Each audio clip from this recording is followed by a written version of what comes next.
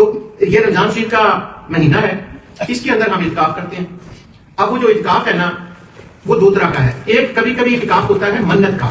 منت کہتے ہیں کہ وہ یا اللہ میرا یہ کام پورا فرما دے، میں اعتکاف کروں گا۔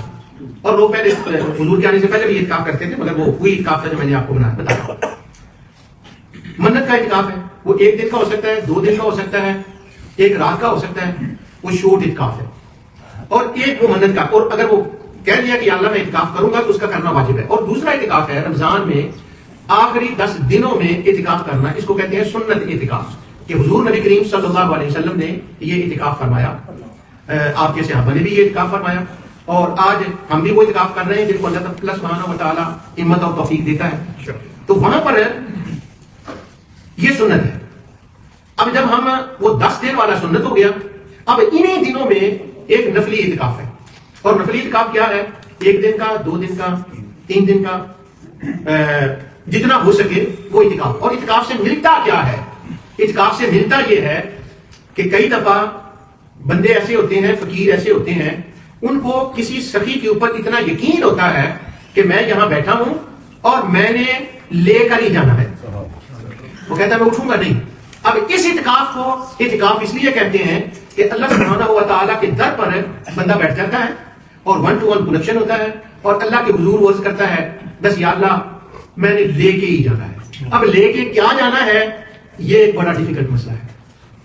پچھلے دنوں میں ہم وہاں بیٹھے ہوئے تھے تو یہ بات چل رہی تھی کہ کیا مانگنا اللہ سے کیا ہے۔ ایک بزرگ تھے تو انہوں نے کہا بہت سی اللہ تعالیٰ سے دعائیں نہ مانگا کریں۔ کیوں؟ اگر بہت سی دعائیں مانگے نا دنیا کے لیے تو وہ اللہ دے دیتا ہے۔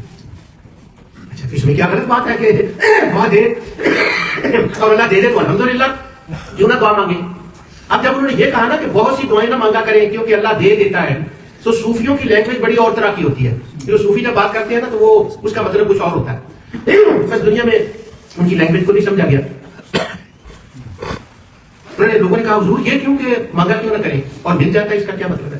انہوں نے فرمایا جب تم اللہ سے یہ مانگو کہ مجھے MP بنا دے، پاکستان کی طرف دھیان نہیں کرنا، یا مجھے صدر بنا دے، DC بنا دے، کچھ بھی عام یا اتنا مال و دولت عطا فرما دے، تو جب اللہ تعالیٰ کے حضور مانگا جائے نا تو وہ اللہ دے دیتا ہے، مگر دینے کے ساتھ وہ ایک پیکج میں آتا ہے، اس کے حقوق بہت زیادہ ہوتے ہیں۔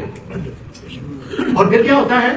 پیکج تو مل جاتا ہے، عہدہ بھی مل جاتا ہے، مگر وہ اس پیکج کے جو حقوق اور رائٹس ہیں نا اس کو وہ پورا نہیں کرتا۔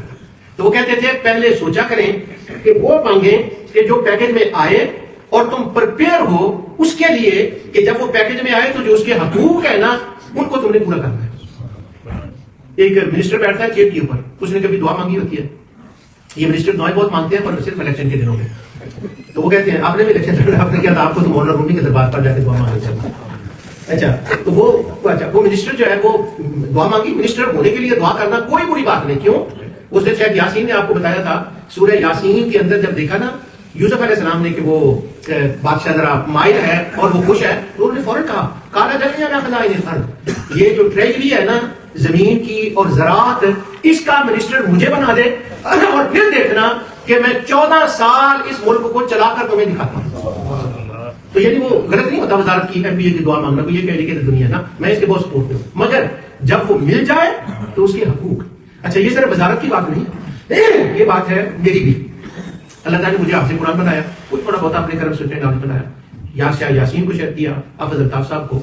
اگر اس دنیا میں آئیں تو وہ قرآن کا علم ملنے کے بعد وہ صرف قرآن کا علم نہیں ملا بیٹے، اس کے ساتھ ایک پیکج ملا، اور وہ جو ذمہ داریاں اور پیکج اور صبر اور تحمل اور برداشت کرنا یہ اس پیکج کے اندر آتا ہے۔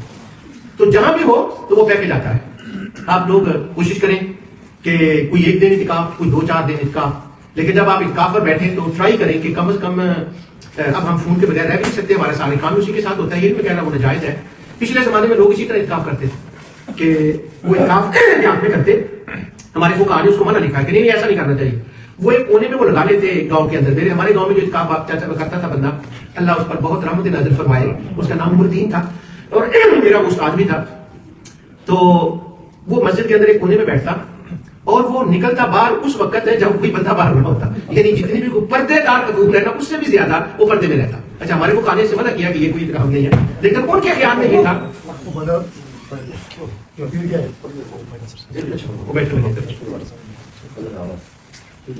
اللہ تعالیٰ نے تو آپ لوگ جو ہے جوان بھی، ہاں ایک آخری بات وہ رہ گئی کہ جو بچیاں ہیں وہ اپنے گھر میں نفلی اعتکاف بھی بیٹھ سکتی ہیں اور سنت کا اعتکاف بھی بیٹھ سکتی ہیں، جہاں وہ نماز پڑھتی ہیں، نماز روم جو ہوتا ہے، پریئر روم جو ہوتا ہے ہمارے احناف کے نزدیک ہے، اس کے لیے وہیں اس کا اعتکاف ہو سکتا ہے۔